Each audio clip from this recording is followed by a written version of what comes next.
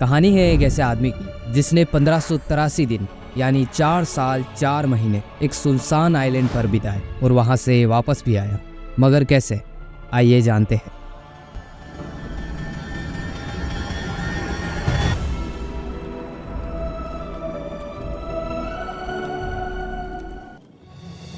नाम है अलेक्जेंडर सेल्किर। इसका जन्म 1676 में स्कॉटलैंड में हुआ था। बचपन से ही वो गुस्सैल और झगड़ालू प्रवृत्ति का था। एक बार उसने अपने फादर और अपने भाइयों से भी लड़ाई कर दी एंड वो घर से भागकर समुद्री डाकुओं के एक ग्रुप जो सिंक पोर्ट्स नाम की अपनी प्राइवेट शिप में घूमते थे उसमें शामिल हो गया। ये शिप दुनिया भर में घूमते थे एंड अपने देश के जो दुश्मन थे उन पर अटैक करते एंड उनका सामान चुरा लेते थे। क्योंकि उस टाइम इंग्लैंड और स्पेन के बीच वॉर चल रही थी तो ये साउथ पैसिफिक ओशन की तरफ रवाना हुए। यात्रा लंबी और डिफ़िकल्ट थी। उन्हें समुद्र में 1 साल हो गया था और शिप में बीमारियां फैलने से कई लोगों की मौत हो गई थी। शिप की कंडीशन भी बिगड़ने लगी थी। अब वो चिली देश से 400 मील दूर मास ए टिएरा नाम के एक आइलैंड पर पहुंचे। यहाँ आकर सबने राहत की सांस ली। सेल्किर्क ने अपने पार्टनर स्टेडलिंग से कहा कि शिप अब समुद्र में चलने के लायक नहीं, हमें रवाना होने से पहले एक बार इसकी मरम्मत कर देनी चाहिए। बट किसी ने उसकी बात नहीं मानी। इससे सेल्किर्क का गुस्सा भड़क गया एंड उसने गुस्से में बोल दिया, ऐसी भंगार शिप में जाकर अपनी जान को रिस्क में डालने की बजाय मैं तो इस आइलैंड पर ही रहना ज़्यादा बेटर समझूंगा। सेल्किर्क फुल कॉन्फिडेंस के साथ वहीं बैठ गया। उसे लग रहा था कि मेरे ऐसा करने से ये लोग मेरी बात मान लेंगे। अगर उन पागलों ने तो इसका ऑपोजिट ही किया। किसी एक ने भी उसकी बात नहीं मानी और स्टेडलिंग के कहने पर उसे एक कुल्हाड़ी, एक बंदूक, एक चाकू, कुछ बर्तन, एक बाइबल किताब, एक बिस्तर और उसके कपड़े देकर वहीं छोड़ दिया। Nonsense people. तुरंत सेल्किर्क को अपने किए पर पछतावा भी हुआ। उसने शिप में चढ़ना चाहा बट स्टेडलिंग ने कहा अब बोला है तो भुगतो और उसे शिप में चढ़ने से मना कर दिया। सेल्किर्क कुछ नहीं कर सका, बस दूर जाते हुए शिप को देखता रह गया। इमेजिन कीजिए आप एक ऐसी जगह पर फंसे हैं जहां दूर दूर तक कोई इंसान नहीं है, चारों तरफ बस पानी ही पानी है। आपके पास कुछ ही सोर्स है, उम्मीद बहुत कम है कि कोई आपको बचाने आएगा। तो उस कंडीशन में आप क्या करेंगे? आप कैसे जिएंगे? आप अपना टाइम कैसे स्पेंड करेंगे? आप परेशान हो जाएंगे। शुरुआत में सेल्किर्क आइलैंड के किनारे पर रहा जहां वो कांटेदार झींगे खाकर अपनी भूख मिटाया करता था। वो पूरे दिन समुद्र की तरफ देखता रहता था कि कोई उसके लिए फरिश्ता बनकर आ जाए, मगर ऐसा कुछ भी नहीं हुआ। वो पूरी तरह अकेलेपन, दुख और रिग्रेट से भरा था। ऐसे ही कुछ टाइम बीता और मौसम बदलने लगा। ये वो मौसम था जब सील समुद्र के किनारे संभोग के लिए इकट्ठा होते हैं।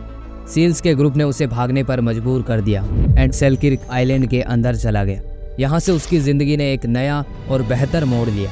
दरअसल आइलैंड के अंदर जंगली गोभी, जंगली सलजम, काली मिर्च और बेर जैसी कुछ चीज़ें मौजूद थी जो उस टाइम उसके लिए वरदान से कम नहीं थी। साथ ही वहाँ पर जंगली बकरियाँ, जंगली बिल्लियाँ, चूहे और छोटे मोटे जानवर भी थे जो उसकी दूध और मांस की ज़रूरत पूरा करने के लिए काफ़ी थे। अच्छी बात यह थी कि वहाँ कोई बड़ा शिकारी या खतरनाक जानवर नहीं था। आइलैंड के बीच में एक छोटा तालाब भी था जिसमें मछलियाँ थी एंड इसका पानी पिया जा सकता था। कुल मिलाकर बात यह थी कि अब उसके ज़िंदा रहने के आधे चांस बढ़ गए थे। उसने इन चीज़ों का यूज़ बहुत अच्छे तरीके से किया। उसने अपने औजारों और दिमाग का यूज़ करते हुए 2 झोपड़ियाँ बनाई जिनमें से एक का यूज़ वो खाना बनाने और दूसरे का यूज़ सोने के लिए करता था। बंदूक की हेल्प से वो शिकार करता और चाकू से शिकार की चीरफाड़ करता था। वेजिटेरियन लोग बुरा न माने, मैं भी वेजिटेरियन ही हूँ, बट भूख और लाइफ आपसे कुछ भी करवा सकती है, तो प्लीज़। जैसे जैसे उसके पास बारूद कम होने लगा उसे पैदल पीछा करके ही शिकार करना पड़ता था। ऐसे ही एक दिन पीछा करते वक्त वो ठोकर खाकर नीचे गिरा और बुरी तरह घायल भी हो गया। उसके फादर जो चमड़े का काम करते थे उनका ये काम उसके बहुत काम आया। जब उसके कपड़े घिस जाते तो वो जानवरों के चमड़े की टूटी फूटी सिलाई करता और उन्हें ही पहन लेता, जिससे ठंड से उसे काफ़ी प्रोटेक्शन मिलती थी। उसके जूते फट गए बट उसे उनकी कमी बिल्कुल भी महसूस नहीं हो रही थी बिकॉज उसके पैर ही जूतों की तरह सॉलिड हो चुके थे। एक्चुअली अब उसे इन चीज़ों की आदत हो चुकी थी। अब दूसरी तरफ जो लोग उसे छोड़कर गए थे उनमें से कुछ की समुद्री तूफान में मौत हो गई एंड स्टेडलिंग और कुछ लोगों को स्पेनिश के सामने घुटने टेकने पड़े। उन्हें गुलामी मंजूर करनी पड़ी।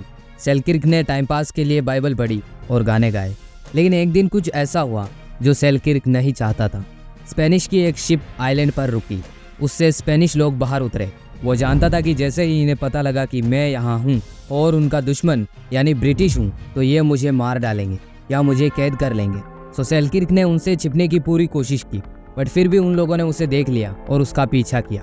सेल्किर्क घनी झाड़ियों में छिप गया। लोग उसका पीछा करते हुए आए एंड उस पेड़ के नीचे पेशाब भी किया जिस पेड़ के नीचे झाड़ियों में सेल्किर्क छिपा हुआ था। सेल्किर्क की घबराहट बेहिसाब थी। वो बहुत ही डर के साथ वहां छिप रहा था। वो लोग उसे पूरी कोशिश के साथ ढूंढ रहे थे मगर वो लोग उसे नहीं ढूंढ पाए और हार मानकर वहां से चले गए। वो ऐसे ही अपना टाइम बिता रहा था बट फाइनली 4 साल 4 महीने बाद 2 फरवरी 1709 को वुड्स रोजर्स जो ड्यूक नाम की शिप को लीड कर रहे थे उसने सेल्किर्क को वहां से चलने को कहा। इतने दिनों तक बिना इंसानों के रहने के बाद जब उसने इतने इंसान हमदर्दी के साथ देखे तो वो रोने लग गया। वो बहुत खुश हो गया था। वो उनसे बात भी कर रहा था बट वो अटक रहा था बिकॉज वहाँ उसके साथ उससे बात करने वाला कोई नहीं था, इसलिए वो अपनी लैंग्वेज भूलने लगा था। बट रोजर्स उसकी बॉडी कंडीशन और हिम्मत के बारे में सोच रहे थे। उन्होंने अपने सभी फ्रेंड्स से कहा कि एक सुनसान आइलैंड पर भी इंसान जिंदा रह सकता है अगर वो डर की वजह से हार ना माने। ये इतना मुश्किल नहीं है जितना हमें कहा जाता है। उसने सेल्किर्क को ड्यूक शिप का दूसरा कैप्टन भी बनाया। इसके बाद तो वो पॉपुलर हो ही गए थे एंड टाइम के साथ दुनिया को बाय भी कह दिया। बट आपको वीडियो अच्छा लगा हो तो लाइक कमेंट सब्सक्राइब जरूर करें। Thank you.